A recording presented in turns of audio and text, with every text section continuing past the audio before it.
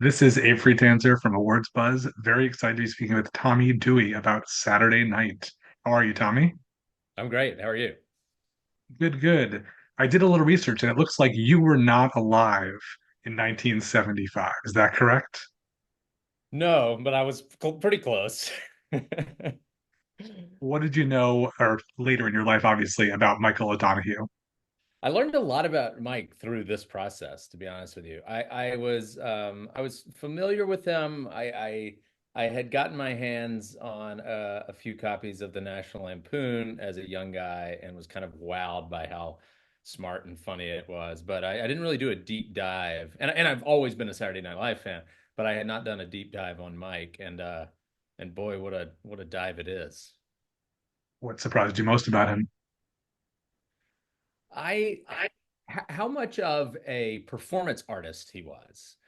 He's obviously very funny, but Mike, and this is my opinion, I think Mike was principally concerned or interested in pushing forms forward.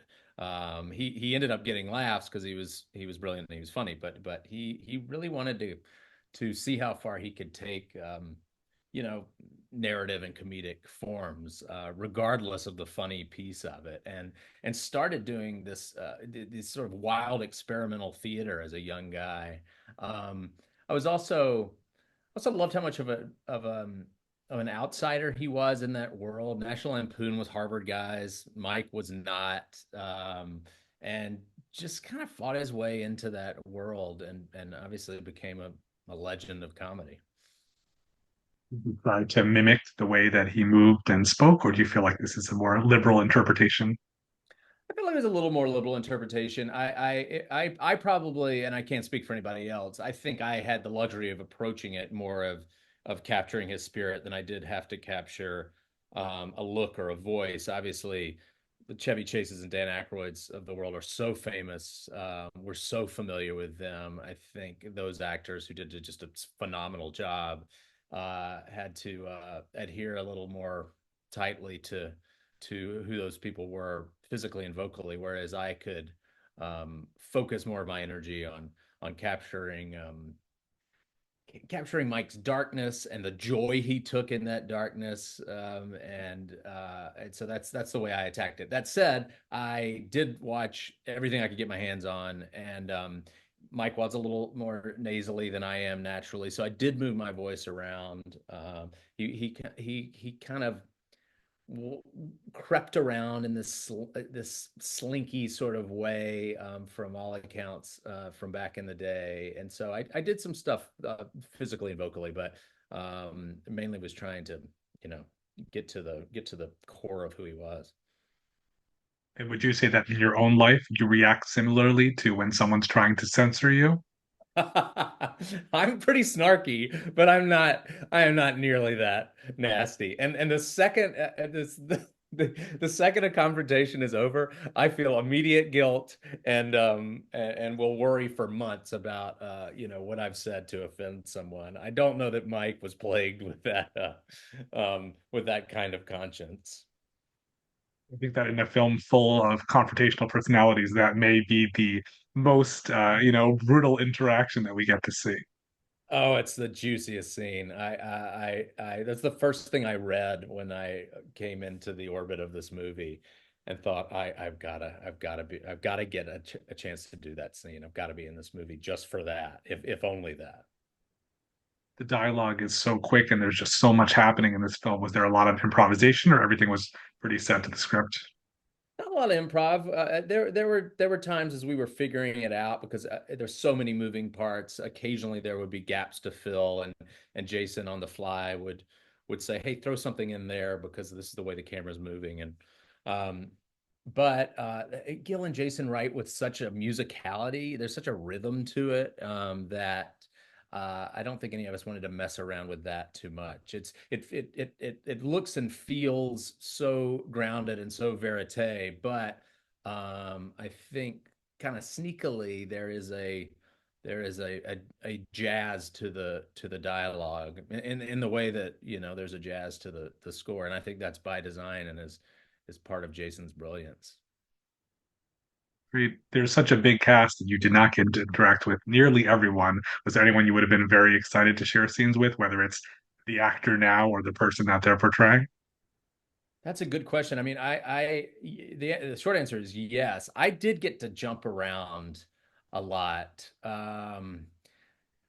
You know, and I did have a few moments with the great Willem Dafoe, but they were. I'm such a fan of his, going so far back that more of those would have been great. Um, he's so in it and so intense, and I learned a lot from those couple of days just kind of sitting there watching him. And the great Tracy Letts, who jumps in briefly. I'm such a fan of his writing that to spend a little more time with him would have been great too. Well, I'm sure that, there are lots of diehard Saturday Night Live fans who have either nice things to say or not so nice things to say about how people, brought, their favorite people back to life or some of them still alive. I assume people aren't as into Michael in the same way. You mean in terms of the response to O'Donoghue? Yeah, that they can say like, oh, you didn't, whatever. They like you, but they don't necessarily know his physicality as much. I think that's right. And the best compliment I got was from his former writing partner, Mitch Glazer. And I'm going to paraphrase this poorly, but I talked to Mitch in doing some research for the role, and he sent me a text after he watched it that suggested that Mike would have been absolutely savage about my performance, but he would have meant it as a compliment. And I thought, okay, I'll take it. But yeah, it- again, I don't envy the guys that and women that had to play these absolute legends.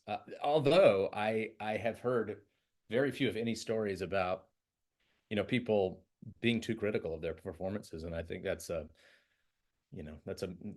of it says a lot about Jason's ability to cast and the talent of these actors. And I think you get into trouble. I mean, I'm repeating myself now. If you're doing an imitation, you're gonna expose yourself to more criticism. But the whole feel of the movie is we're capturing a vibe and a spirit of the times, and I think it's so of a piece that people get sucked into that and aren't sitting there trying to nitpick about did he do that with his eyes, or is his body language right? Um, the audiences have been pretty good to us. When did you first see the film with an audience? The first time I saw it was over at Sony with some other cast members, so that didn't count. Although we enjoyed it thoroughly. I think the first time I saw it was at TIFF. It was in Toronto, and it was a great freaking audience, and it plays well in an audience. I mean, that audience was almost too good, because the laughs were stepping on the laughs that followed them. So jokes were kind of getting lost, because it was such a riotous crowd. But I've yeah, I've been really spoiled with this one. I've seen it probably 4 or 5 times, all with a full house. So I don't know that I can watch it again now. Well, you also have another project out right now, Your Monster. How does it feel to be doing promotion for these two very different things at the same time? Really cool. I mean, my father-in-law famously says change is as good as a rest. So it doesn't feel exhausting because they're so different. One is this big studio ensemble piece. The other one is a Little Engine That Could movie, Sundance Midnight section. Something that Your Monster is something I've been working on now, going back to a short film version of it for like 5 years. So really, really different experiences. But come on, I'm really lucky. The only thing they have in common is the beards. The monster has a healthy beard, so does Mike. I personally do not. Well, I do want to ask you about a few of your TV roles that I had seen you on before. And the first is the one that you're not in as much as I thought. Only 3 episodes, it looks like, but Perry Mason, season two, I distinctly remember. And it's like so different from all the other things I've ever seen you in. What was that very dark and moody show like for you? I mean, talk about getting to work with your heroes. Paul Raci plays my dad in that, and I had, I guess, a year prior seen Sound of Metal, which I just thought he just blew my mind in that. So worth doing that job for the experience with Paul alone. I got to tell you, I mean, I don't know if how long this industry is going to let us keep making shows like that, but the scale of those big HBO shows is just incredible. The period detail and walking onto that set and going back in time is is something that's usually reserved for films like Saturday Night. Like you as an you know you walk on a set and you are transported to that time, which is just so great from an acting perspective. It does so much of the work for you. Um, and yeah, I had not gotten to do a lot of period stuff really before that. I've jumped into a couple of smaller things, but it's a challenge, but it's also kind of freeing in some ways. So, more of that, please. I was very grateful for that gig.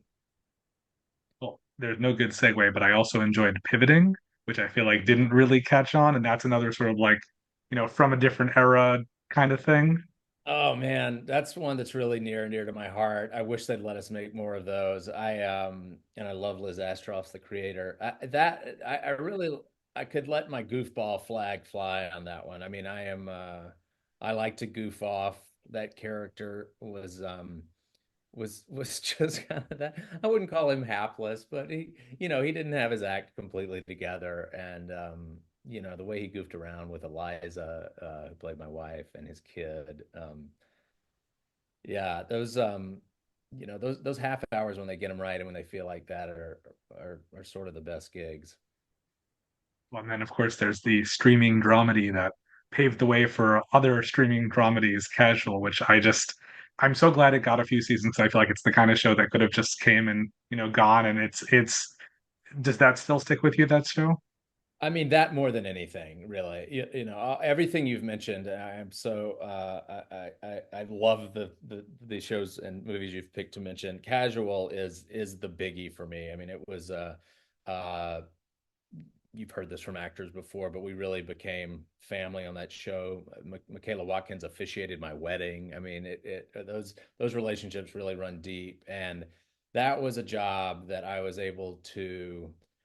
I've used this metaphor before, but I don't have a better one for it. I was able to play the whole piano. It was drama and comedy, and everything in between. It was so emotional, and it came to me at just the right time. And there's the connection there is Jason Reitman, and that was when my relationship with him started. And thank God for Jason. He he keeps me employed.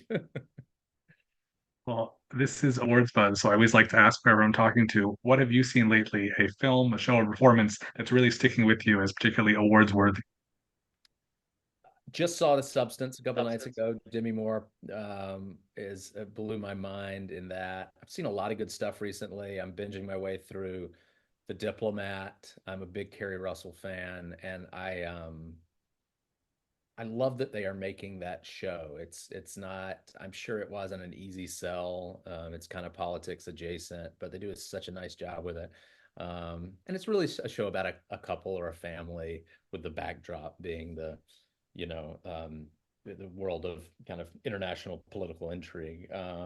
Those two pop to mind probably because I've seen them most recently.